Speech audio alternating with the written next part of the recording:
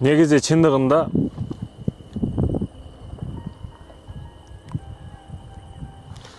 сыртка эки жакка чыккандан кийин бир түшүнүк келди.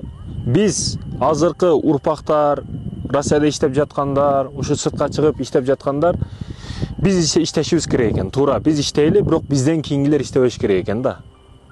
Качанга чейин ошол бизден кийингилер, бизден кийинки болуп уланып кетет булар. Биз азыр иштейли, биз балдарыбызды окутайлы.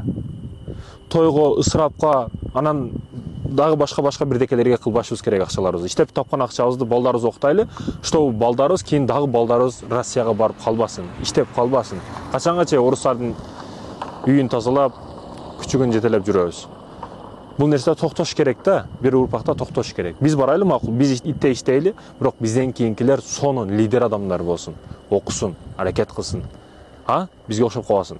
Ошондой экен, азыр карап, шаарды сыртынан карап, болуп аткан окуяларга ой жүгүртүп, ушуну айтууну туура көрдүм. Биз иштейли, бизден кийингилер бизде кыйынчылыкты көрбөсүн, окусун алар.